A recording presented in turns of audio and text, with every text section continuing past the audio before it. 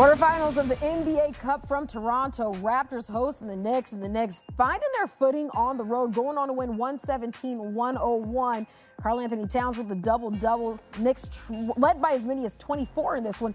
Jalen Brunson leading the way with a game-high 35 points. He now has 87 30-point games in his career. That's tied for the third most in Knicks history.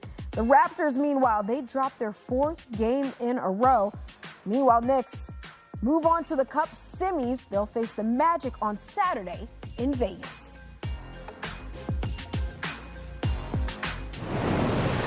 We're joined by CBS Sports NBA analyst John Gonzalez. As one half of the semis has been determined, including the Knicks cruising to a dominant win over the Raptors. And Knicks fans, I looked at my Twitter, I cannot lie. They have to feel good about this product that they saw on Tuesday night, just especially considering they were 3-6 on the road entering the night with an offense that, let's be honest, hasn't been as potent. But what do you think changed against Toronto?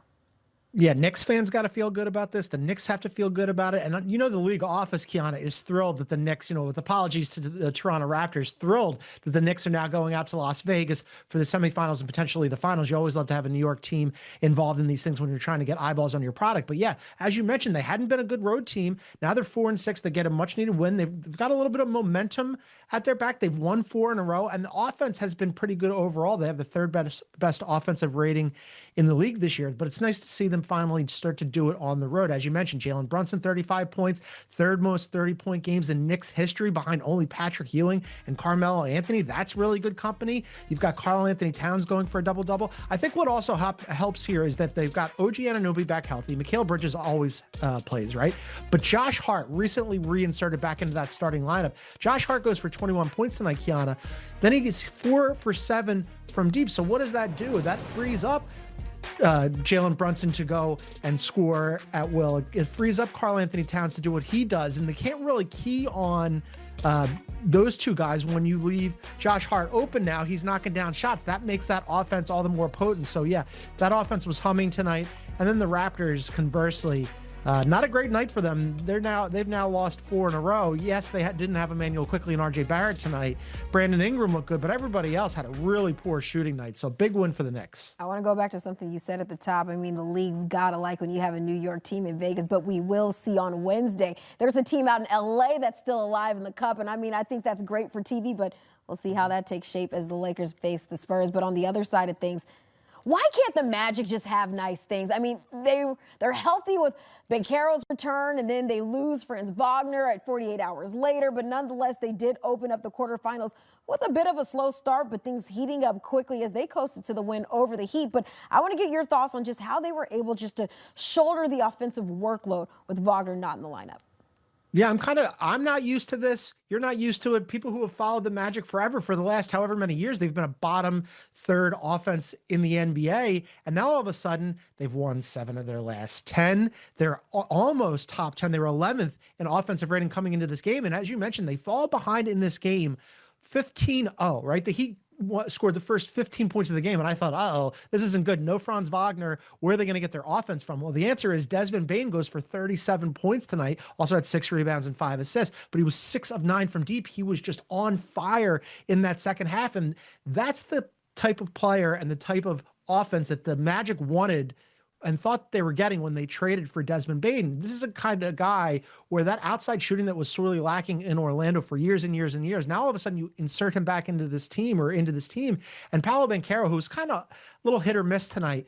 Well, you've got a little bit of wiggle room now when you don't have a Franz Wagner and you maybe don't have a Paolo Banchero playing at his best. You've got Desmond Bane out there just scoring in bunches, and that was more than the Heat could overcome. So yeah, big win for the Magic, who now all of a sudden, after a slow start to this season, are really finding themselves. And that defense is never a problem. They're always good at that end of the floor. So now if they can find some offense, Kiana, and make it consistent, they could be a problem in the East. Okay, so if they can find some offense, because up next for the Magic is a meeting with the aforementioned Knicks that we talked about, which, if we all recall, in their meeting this past Sunday, Desmond Bane launching the ball at OG Anunoby's head. That resulted into a hefty $35,000 fine. But take a look at what he had to say ahead of their semis matchup. With the win tonight, you guys go to Vegas this weekend. What does that mean for the group to advance to the semifinals, get some extra money and all that? Oh, it's huge, man. I mean, I just lost 35,000, so I gotta go get it back somehow. You know what I'm saying? But I'm excited. Great opportunity for us to play some meaningful basketball early in the season. So I know the group's excited. Maybe an opportunity to recoup some of that money that he lost with that fine. But we do have Bane and OG again in the Cup semis on Saturday, not even a week later. That's at 5:30 Eastern. They did laugh it off after the technicals were assessed, but I want to get your thoughts on this rematch between the two. I'm loving this. Kudos to the league office script writers. Congratulations. To have the rematch this soon is brilliant. You're doing it in Vegas. Desmond Bane is already leaning into it. At first, Kiana, when I saw it live, I thought Desmond Bane is losing his mind. And then I watched it again and I just laughed and I thought, this is fantastic. It's worth the 35,000. Everybody's gotten a ton of content out of it, including us. And now Desmond Bane is trading off of it as well. This is going to be must-see TV on Saturday when these two teams meet in Las Vegas for a chance to go to the NBA Cup Finals. You know, they're trying to make the Cup a thing. Well, they should have just had Desmond Bane peg OG Anunoby earlier, and then everybody would be paying attention to it.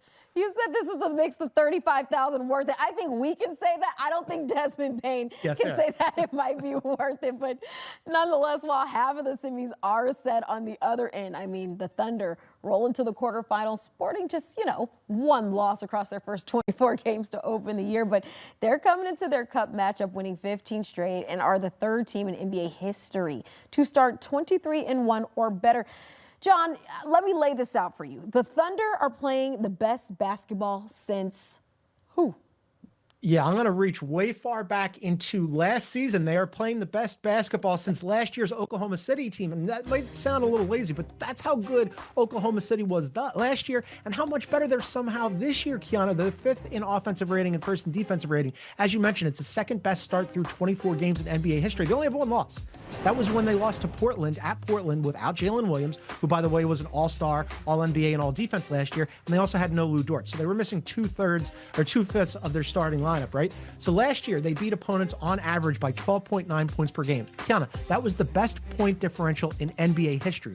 This year, they've improved on that mark. They're now beating opponents by 16.1 points on average. They're crushing the record that they just set last year. Last year, they had the best defensive rating in the NBA by a mile. But this year, they have improved on that number one defense, right? I mean, it's just everywhere you look. SGA might be the MVP again. Chet Holmgren, with Wemby out and not qualifying potentially for the 65-game threshold, Chet Holmgren might be your defensive player of the year. They're going to lose Isaiah and Lou Dort most likely as cap casualties this coming offseason. It's not going to matter because they go and they find AJ Mitchell. They still got that Clippers pick that's owed to them that could be really high in this upcoming draft. Sam Presti is a wizard. If you dunked him in a river, he'd float and he'd have all kinds of problems. It's really impressive what they've done. They're outstanding.